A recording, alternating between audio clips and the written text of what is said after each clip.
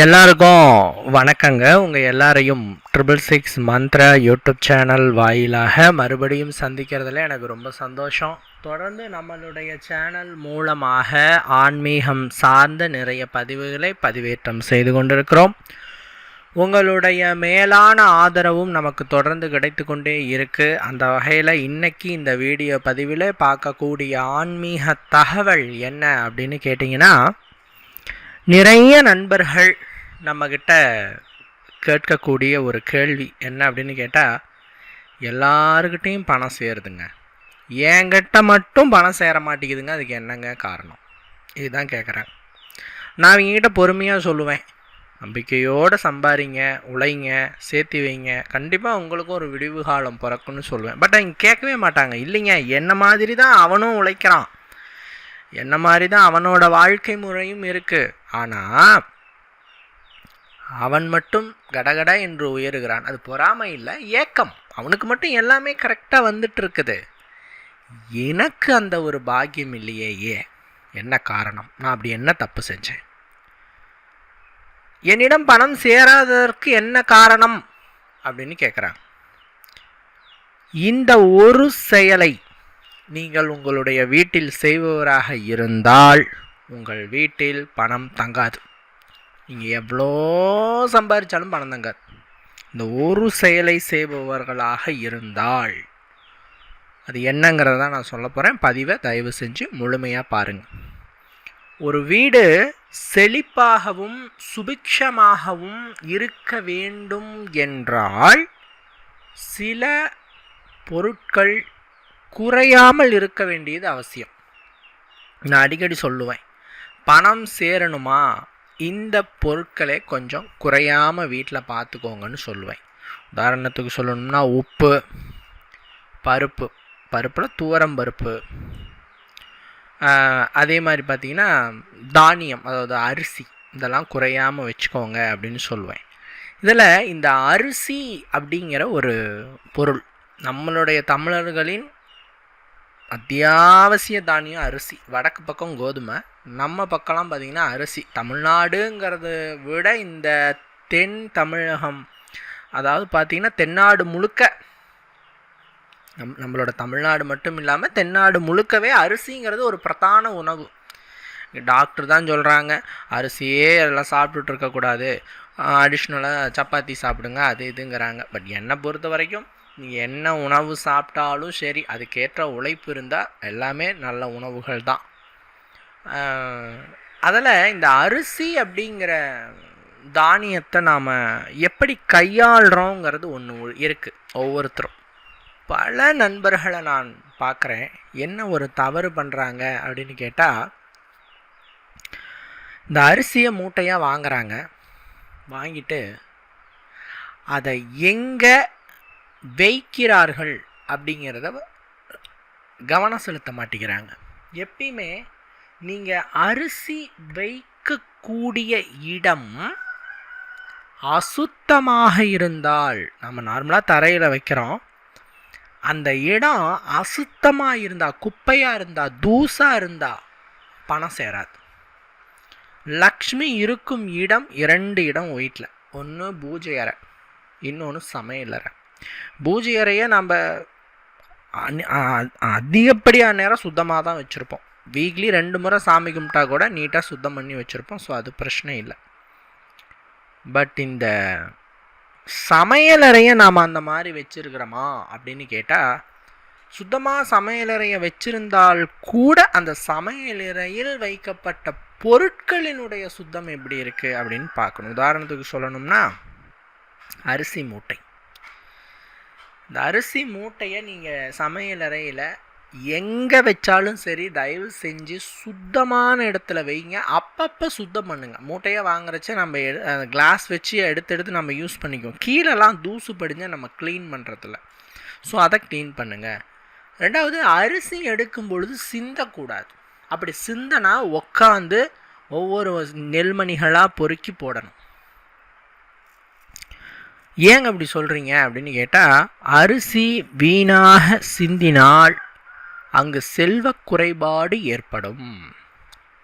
அரிசி கீழே விரயமாக சிந்தவும் கூடாது, சுத்தமான இடத்துலையும் வைக்கணும். அதே நேரத்தில் அரிசியில் தண்ணி ஊற்றி நல்லா ஊறச்ச நல்லா ஊறிட்டுவீங்களா, ஊறிட்டு களைவிங்க இல்லையா, அரிசியை களையிறதுன்னு சொல்லுவாங்க.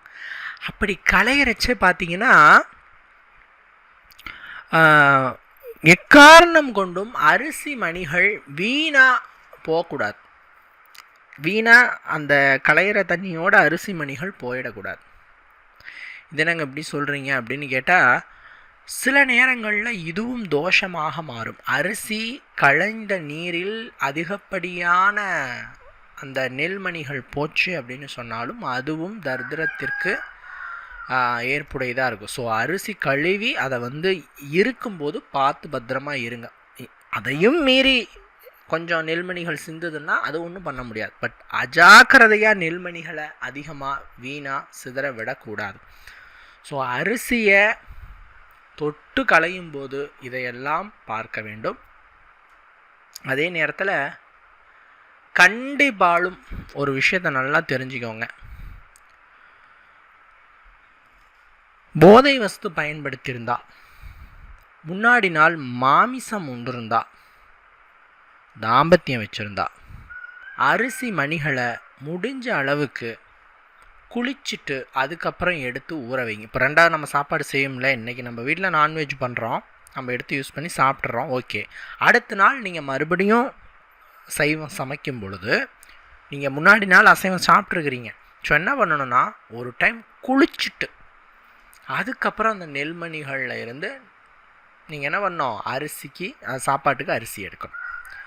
நீங்கள் குளிக்காமல் அசைவத்தை உண்டுட்டு அந்த நெல்மணிகளை ரெண்டாவது சாப்பாட்டுக்கு, அது என்ன சொல்ல போனால் அடுத்த நாள் சாப்பாட்டுக்கு, அன்றைக்கி ஃபுல்லாக கூட நீங்கள் யூஸ் பண்ணிக்கலாம், அடுத்த நாள் நீங்கள் எடுக்கும் பொழுது அதுவும் ஒரு தோஷமாக ஏற்படும் என்பதை மறந்துவிடக்கூடாது. அதே நேரத்தில் தானம், தானத்தில் சிறந்த தானம் அன்னதானம் அப்படின்னு சொல்கிறது. ஒரு உயிருடைய பசியை நீக்குவது தான் எல்லாவித தானங்களிலும் உயர்ந்த தானம். அந்த பசியை நீக்குவதற்காக நாம் இந்த அன்னதானத்தை செய்கிறச்ச எப்பெல்லாம் செய்யணுங்கிற ஒரு விதிமுறை இருக்கு. எல்லா நாட்களிலும் இந்த அன்னதானத்தை செய்யலாம் என்றாலும் கூட, அரிசியாக நீங்கள் கொடுக்குறீங்க, நெல் மணிகளாக நீங்கள் கொடுக்குறீங்க அப்படின்னா, அல்லது எந்த தானியமாகவும் நீங்கள் கொடுக்குறீங்க அப்படின்னா, வெள்ளி செவ்வாய் நாட்களிலே விளக்கு வைத்ததுக்கு அப்புறம் தானியங்களை மற்றவர்களுக்கு கொடுக்கக்கூடாது. முக்கியமாக அரிசி தானியத்தை கொடுக்கக்கூடாது. ஸ்ட்ரிக்ட்லி நோ அப்படின்னு தான் நம்ம சொல்லுவோம். ஏன்னா செவ்வாய் வெள்ளிக்கிழமை நாட்களில் தானியத்தை இரவல் கொடுக்கும் பொழுது அது தோஷமாக மாறுகிறது. சார், நாங்கள் இந்த மாதிரி சமைச்சு கொடுக்கலாமா, நாங்கள் அன்னதானம் பண்ணலான் இருக்கிறோம், நைட்டு சமைச்சு கொடுக்கலாமா வெள்ளிக்கிழமை, அது பிரச்சனை இல்லை. ஏன்னா நீங்கள் உங்கள் கைப்பட சமைச்சு கொடுக்குறீங்க, அது தப்பு இல்லை. பட் வேகாத அரிசியை நீங்கள் கொடுக்கறது அப்படிங்கிறச்ச அது தோஷமாக மாறுது. வெள்ளி செவ்வாய் மட்டும்தான், மற்ற நாளில் கொடுக்கலாமான்னா கொடுக்கலாம். பட் எப்பயுமே விளக்கு வச்சதுக்கு அப்புறம் அவசரத்துக்கே அன்றி, புரியுதுங்களா, ரொம்ப எமர்ஜென்சினா மட்டும் ஒரு விதி விலக்கு. இப்போது ஒன்றும் இல்லை, ஒரு வீட்டுக்கிட்ட ஒரு அம்மா இருக்காங்க, ரொம்ப கஷ்டப்படுற ஒரு குடும்பம், ஒரு குழந்தை வச்சுட்ருக்குறாங்க, அரிசியே வீட்டில் இல்லைம்மா, எங்களுக்கு கொஞ்சோன்னு அரிசி கொடுங்கம்மா அப்படிங்கிறாங்க. கரெக்டாக அந்த அம்மா வெள்ளிக்கிழமை கேட்குது, பொழுதுறங்கின நேரத்தில் கேட்குது. எங்களுக்கே கூட நிறைய டைம் இந்த மாதிரிலாம் நடந்திருக்கு. அப்போது அந்த குழந்தை முகத்தை தான் நீங்கள் பார்க்கணுமே தவிர நீங்கள் சாஸ்திரங்களை பார்க்கக்கூடாது. ஸோ அப்போ நீங்கள் என்ன பண்ணணும், அந்த பசியை நீக்க உங்கள் வீட்டிலேருந்து அரிசியை கொடுத்துடணும். புரியுதுங்களா? ஸோ இக்கட்டான சூழ்நிலையில் நீங்கள் சாஸ்திரங்களை கடைபிடிக்க வேண்டும்ங்கிற அவசியமில்லை. பட் சாதாரண நாட்களிலோ நேரங்களிலோ நீங்கள் இதை கடைபிடிக்கிறது நல்லது. சரிங்களா? அதே மாதிரி எப்பயுமேங்க ஒரு வீட்டில் பணம் தங்க வேண்டும் என்று இருந்தால் நீங்கள் சூரியன் உதிக்கிறதுக்கு முன்னாடி எந்திரிச்சிக்கணும். சூரியன் உதிக்கிறதுக்கு முன்னாடி எந்திரிக்கிற பழக்கமே எனக்கு இல்லைங்க. சூரியன் உதித்ததுக்கப்புறம் தான் எந்திரிப்பேன். சில பேர் இருக்கிறாங்க, சூரியன் உதித்து உச்சிக்கு வந்ததுக்கப்புறம் தான் எந்திரிப்பேன் அப்படிங்கிறவங்களா நீங்கள் இருந்தீங்கன்னா நீங்கள் என்ன பாடுபட்டாலும் சரியே பணம் சேராது. இது நீங்கள் என்ன இப்படி சொல்கிறாரு அப்படின்னு நினச்சாலும் கூட பரவாயில்ல, பணம் சேராது. ஏன்னா எப்பயுமே சூரியோதயத்திற்கு முன்னரே எழுந்திருப்பவர்களிடத்தில்தான் பணம் சேரும். இன்னும் சாஸ்திரங்களில் என்ன சொல்லப்பட்டிருக்குன்னா, சூரியோதயத்திற்கு முன்னர் எழுந்திரித்தால் நீங்கள் குபேரனாகவே இருந்தாலும் கூட விரைந்து ஏழ்மை நிலைக்கு, வறுமை நிலைக்கு வந்து விடுவீர்கள் என்று சொல்லுகிறது. சார் நாங்கள் முன்னாடியே எழுந்திரிச்சுக்கிறோம், சூரியோதயத்துக்கு முன்னாடியே எழுந்திரிச்சுக்கிறோம் அப்படின்னா மேக்சிமம் வறுமை நீங்கும். சூரியோதயத்திற்கு முன்னாடி நீங்கள் எழுந்திரிச்சு சுவாமியை கும்பிட்டுட்டு நீங்கள் உங்களுடைய அன்றாட வேலைகளை செய்கிறீங்கன்னா கோடீஸ்வரராக ஆகலனாலும் பரவாயில்லை, வறுமை பீடை உங்களை அண்டாது. சரிங்களா? இதை நீங்கள் நல்லா நோட் பண்ணிக்கணும். அதே மாதிரிங்க எப்பயுமே நான் ஒரு விஷயத்த சொல்கிறேன் கேளுங்க. இரவு படுத்து உறங்கும் பொழுது கடைசி அந்த தூங்கிறதுக்கு முன்னாடி இருக்கிற அந்த 1 மணி நேரம் வெரி ஒரு கோல்டன் டைம் அப்படின்னு நம்ம சொல்கிறோம். அது நம்ம இன்னைக்கு இருக்கிற இந்த மாடர்ன் வேர்ல்டில் அந்த 1 ஹவரை மிஸ் பண்ணுறோம், எல்லாருமே மிஸ் பண்ணுறோம். ஏன்னா ஃபோனை நோண்டிகிட்டே இருப்பாங்க, உடனே ஃபோன் ஆஃப் பண்ணிவிட்டு தூங்கிடுவாங்க.